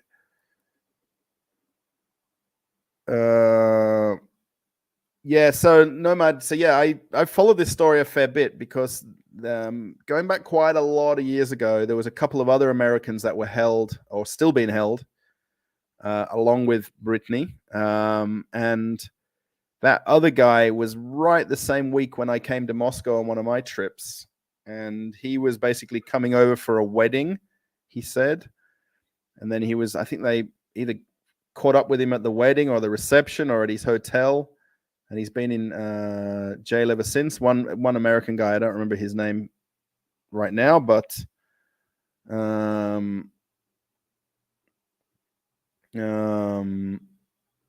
it's, I guess, I mean, if you look at Brittany, I know it's a bit of a, probably know more than I do if you're a relative and stuff like that, but she was coming to Russia, I guess, on and off for 7 or 9 years. She was playing basketball in the off season here. I mean, look, I have traveled to Thailand and Bali quite a lot from Australia, and some of the drug laws and rules and things like that are just insane, so we don't know, like you said, nothing's happened to her in her life, but I guess we don't really know, right? I mean, what happened the minute she got through the airport? I don't think anything that's happened with her is in any way linked to anything, but people have conspiracies around all that kind of stuff, right? So the proletariat, what's that word? Proletariat needs no showers. How to send me a private message? It's a mix of initial part of my first name and last name. Giova. Says for Giovanni, one of the most common Italian. Giovanni, yes. Ciao. You can, I guess, on Telegram. I have Telegram, or there's a Gmail address in the, I guess, in some of the other videos descriptions. I guess maybe if you open some of the other descriptions of the videos, there's a Gmail. You can send a message to Gmail, I guess. Yeah. Oh, Lacey, how's it going? Good to see you. Yeah, so we had 29 votes on the poll. If anyone still hasn't voted, I think everybody's kind of caught up to it now. We had 90% yes, you would like to watch a live stream of me tasting new Russian colas, and then 10% no. So from 29 votes, we have 2.9% of people didn't want to. So 3 votes said no and 27. And there we go. That's exactly right now. So it's 3 votes said no and 27 votes said yes. So, yeah, so I think I'll click end the poll. I guess we've got 30 votes. So that's overwhelming that we'll be doing that for the live stream. I'll try and see if we can combine it for the oh, there you go, 89%. How's that worked out? 89% and 10%. That's a bit weird. It's not even got to 100% with 30 votes. Yeah, let's see if we can time this with the 7,000 subscriber. I guess the subscriber count hasn't gone up. It's on 69.29 still. So no new subscribers today. What have we got? Let's do 10 more minutes, I think. Yeah, 10 or 12 more minutes and we'll call it a night. I think we've had a nice chat. Did I cover everything, I think? Oh, he's not quite common traditional suburban house. He lives their whole year. Sorry, it's in Domodedova, not Vidno. Yeah, actually, I watched part of your video that you had on your channel where you went to the bazaar, you called it. So that Domodedova bazaar there. So we went. So my registration is in Vidno, by the way. I don't know if you know that. My registration for residence in Russia is in Vidno, because that's the district where our apartment is, or our studio that we rent out that my wife and I own. And then when we go back to go home, we have to take the marshrutka from there to Domodedovo metro station, Domodedovo. And then I've actually been to the exact Rinnock that you walk through in your video that I think you must have put it out today or yesterday, which is kind of neat that I know the exact one. And I was thinking of doing a video there as well, because it's kind of more of an outdoor kind of market versus an indoor Rinnock, which we have the two different ones in Aprelivka here. So, yeah, I know the area where you're talking about pretty well. And I guess you live close to that area, I guess, from where we were at the car meet. Getting home last week. So, guys, Real Moscow Projects and I met to go to this Lada car meet on the weekend. So on the way home, we got on the same train to go home, and they had to go one stop in the opposite direction. And then I had to get the train all the way to the end of the line, basically, where it was going to go back into Moscow. So they got off and then ended up realizing they had to go in the other direction. The train I was on didn't go all the way to the city. It stopped about 4 stops short. And then the guy on the PA said, everyone has to get off. No one, you have to catch the next train. The next train came. It went another 2 stops. And then everyone had to get off again. And then this MCD2 is the one I was meant to catch, right? The express one. So both extra trains that I caught were the suburban trains. And then I ended up at Kursk railway station. Kurskaya? So I ended up getting the blue line. It was a bit of a journey to get home in the end. The blue line to go over to the red line to go home. So anyone that's not from Russia, by the way, I'm just talking all gibberish for a second. But it was quite a journey to get home, which could have been very simple if I'd have got the right train. But I enjoy catching trains in Russia. It's the amount of things you can see as well versus going in the metro, which is all underground. The overland trains are far more enjoyable because there's more viewing to be had. Can you get news from outside world freely? Is it censored? We're in the US here, very polarized news influenced by politics. Mark, yes, I can either watch Russian television, which is state controlled, or government run news channels. Or I can definitely come on the internet here and pull up CNN or BBC or any news that I want to watch. I could also go to a VPN and change my IP address of my computer's internet, and then even pull up like CNN International Edition, CNN American Edition. Same with things like BBC or Daily Express. What's the one I read? Daily News, whatever this English website is with news. And then also on YouTube, there's a lot of live streaming news channels. So you can watch Australian live TV news or American ABC. Sometimes you can get NBC live streaming. So yeah, I can definitely tell you that what you're watching and what I'm watching is the same sometimes if I want to watch American news. But if I want to watch Australian news, it's exactly the same feed that I'd watch in Australia.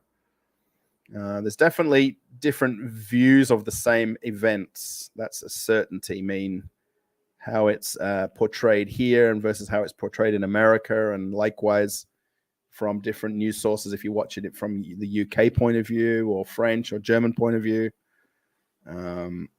It's differently portrayed, if that makes sense. So yeah, it's how you view it, I guess. Yeah, we had a long walk that day. We decided not to go back by train. About an hour of walking it to the metro and then 2 stations to home. It was interesting. We weren't in that district before. Oh, cool. So you walked from that station where you got off about an hour further. Wow, you really did more walking. Yeah, I was pretty much spent by the time I got on the train from walking. So, because I'd walked around and around the car thing a few times. So I'm just trying to edit down the walking around that I filmed. And I didn't film the ending. So I need to do like a bit of a walking thing, or maybe film on the bus or the train tomorrow to pretend I'm on the way home. Because I didn't film the ending while I was still there. I like to do a beginning and an ending of all my videos if anyone watches. And the one at the car walk through, I didn't do the ending. So Robert wants to know, do I speak Russian? Not really, Robert. I've talked about this quite a few times. My Russian is probably 2 or 3% at best. It's probably far worse than most people can speak English here. So even though, like today, for instance, all the places I went to, no one spoke any English. I just went to my local shops. I didn't go anywhere too far today, but the girls that work at the 2 different food markets I went to didn't speak a word of English. But they recognized me from me going in there, and that's good. So I buy what I need and get out, and that's it. So very easy.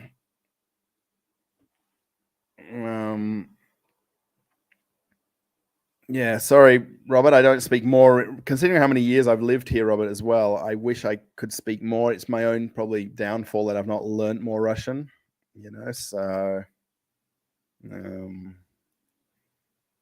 yeah, it's amazing how the news can happen and the facts of what happens will be completely different depending on the country and political group the news networks affiliate or allies with, affiliates with.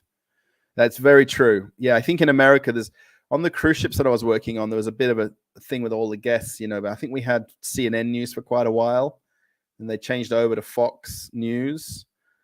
And there's obviously a bit of a political following for different American news channels, so, and that's very true. I mean, the side that they take. I was just watching before a little bit earlier about, we have one TV show in Australia that shows like all the goof ups that the media makes in the news reporting through the week, and how they sometimes do fact checking of the news. It's only like a 15-minute show, but it just sort of shows what the news stations is doing wrong or saying wrong or not correctly worded and things like that.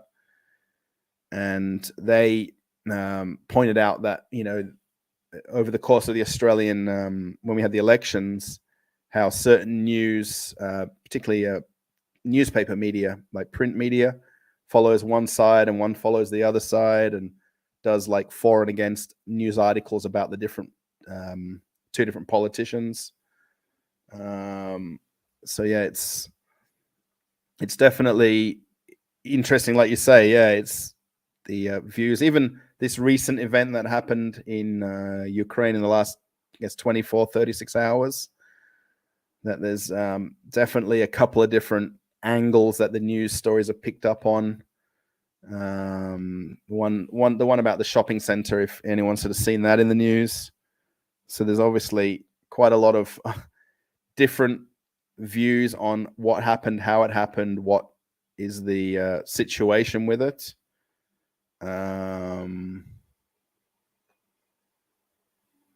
So, and I guess from what I watch on my news, or news I use to watch news, it's a different complete story to what is been reported in Western media. So, Casey Adventures, how's it going?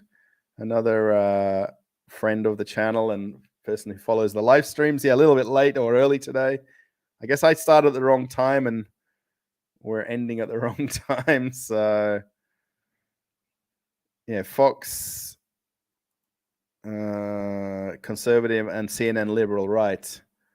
Yeah, the cruise ship, it's really weird like this because, you go on a cruise, and there's a bit of argument about this, like, should you really be worried about what TV news you're watching in your cabin on a cruise when you should really be enjoying the cruise, right? And, a lot of people do go on a cruise and don't necessarily do activities. They don't want to get off in the ports and go on excursions.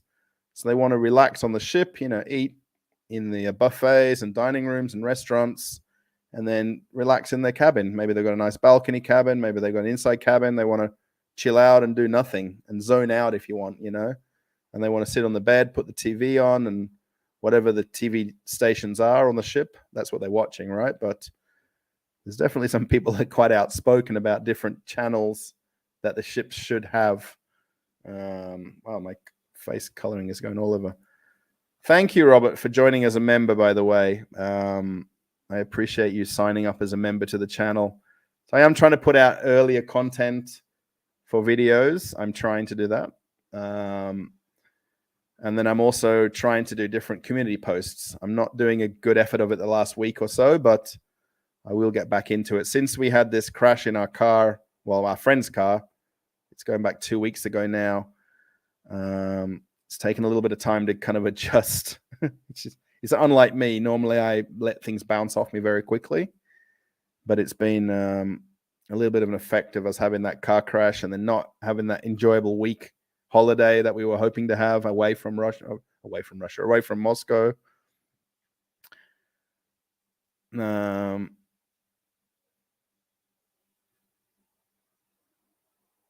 Yeah, Lacey, I'm not going to put your comment up, but yeah, I've definitely read what you just said. Yeah,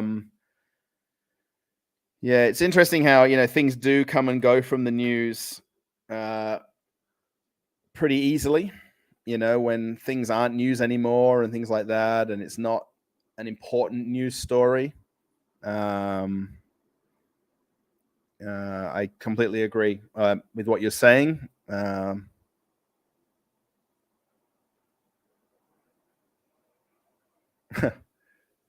lot of people get their news on Facebook. Yeah, this is kind of crazy that people rely on that so much. And there's a lot of, especially around the US elections about, the pro and like the propagandists that basically were doing a lot of fake news on Facebook, and Facebook allowed so much of it to go onto Facebook. And even like there was different factions. That's not the right word, but a lot of different factions that were basically arranging like even protests at the same places.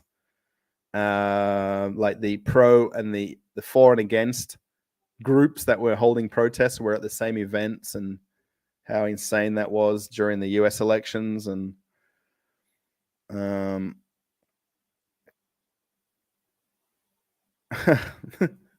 Giovanni, from the Italian guy living in Germany and dreaming to move to Russia someday. So Giovanni, Dr. Gary is also from Germany as well. So maybe you guys can chat somehow. Yeah, and I was in Italy, 3 years ago now. Was it 4 years? I was at the Fincantieri shipyard in Monfalcone in Italy, Monfalcone, and I was also at the same shipyard in Marghera, in very close to Venice. We did some cruises also from Barcelona that visited the different Italian ports, like Mediterranean itinerary. Yeah, love Italy. I would be back there tomorrow if I had the chance to get back to Italy and travel through there. Oh, you liked my films? Thank you. Thank you, Robert. I appreciate your kind words. And from Poland, our countries are not very friendly lately. Do you think it would be safe for me to come to Moscow? I always wanted to visit the city. It's completely safe to come here. There's no, I don't know, from me, I'm not the advocate of this. I'm not the tourism minister, so in terms of coming here and traveling here and visiting here, no problems at all. I mean, there's no hostilities against any of this. I mean, getting visas, it's a matter of going through the embassies and however you apply for your visas. But to come here and travel and spend time in Moscow wouldn't be a problem, honestly. My grandparents are Polish, by the way, Robert. My grandparents passed away a few years ago now, but they spent most of their life after the Second World War. They moved to England, and that's where my mum basically was born. She's British. We from Australia, though. It's a bit of a long story around, but my grandparents were both Polish. My granddad was a paratrooper in the Polish army. Yeah. So Poland has a little bit of a small percentage of my heart, even though I haven't been there and visited there. It would be nice to go at some point and, especially go to areas where they're from and, pay homage to them. So, yeah, humility dissolves politics. Absolutely. You'd really think a few people would just sit down at a table and sort things out. I know it's not as simple as that. It's not as simple as that at all, but you'd think it's as simple as that. Yeah, thank you, Gary. Yeah, I'm going to slowly wind down here. because we're right at the 2-hour mark, which is kind of my of this live stream. Future of cruising is cruise planes. No, it's not. I think you've seen that photograph of like some crazy airplane that looks like a cruise ship. I saw that like as a meme on social media, and I that's not the future at all, Janine. I think you're watching too much news. At some future time, tell us about the interesting museums and historical features of Moscow. With a Western's perspective, this might be great as a change of pace from everyday life. Yeah, I'm not really up on the historical, like knowing the dates and the times and the places of things happening. Pretty much if I go to anywhere like a museum or a historical place, I'm just wowed by how old everything is and how amazing it is. And when I tend to compare it a lot to how old Australia is. And that's what, sorry, I just kicked something under the table here. So, yeah, I guess I should maybe just do some walks around some of the older areas in the center of Moscow would be pretty cool. So, will we meet your wife on the stream? Yeah, she's been on one a while back. She's not really into YouTube and me doing YouTube videos at all. So we may get lucky to catch her on a film every now and again, or in the background. I know she's more liked on the videos than I am. So it was a big convincing to get her to do the video at the local water Kolodka is a water well, yeah, close to our house. So new Coca-Cola, do you miss Perth? Also, why is Facebook not working in Russia? Why it's banned? I think that's, I don't know, I guess we're going to have to ask Mark Zuckerberg why he blocked it or banned it. We can still use it via VPNs. So Instagram, Facebook, Twitter. If you open a VPN, it definitely works. I'm pretty sure it won't work on this at all, does it? I don't even use it on here to know if it works. It just says it's not connected on my normal screen. I don't have my VPN open on my other screen at the moment. So yeah. So everybody, I'm going to say thank you for watching tonight's live stream. I hope everyone's had a good time, just chatting, talking about life here in Russia, in Moscow region, asking questions about me, which I don't mind any time to answer. Thank you to everyone that's put a like on the videos. We're up to 30. So it was 37. Now it's 36. So somebody unliked their like. That's okay. Oh, it's 37 again. That was weird. It went up and down as I'm watching it. So yeah, thank you for all the likes. I'm right in the bright of this light now. Right in the bright. Thank you to the people that did super chats. Gary and Sari, very much appreciated as part of the channel and the running of the channel and making more content, particularly through the ad revenue of the videos. Basically by watching videos, liking it, putting comments, even sharing it. If you want to share a video somewhere into a forum or a social media group that you might be part of, I mean, that's no worries at all.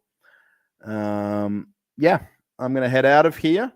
Now, what I'll do before I leave is the current video that I've got on ready to go live, if that makes sense, or go visible. I'm going to do the premiere of it. What I'll do is I'll change it over to public instant premiere. I think I can do that. And I think within 2 or 3 minutes of me ending this stream, if you go back to the channel, you'll be able to see the newest video. It's only 14 minutes, 54 seconds. And I'll do instant premiere now, and then I'll jump into the chat of that. So right as you close this live stream, I think some people have already left, you'll be able to watch I won't click publish yet, so it doesn't catch up for a few seconds. You'll be able to watch the next video. So yeah, 39 likes. Thanks everybody.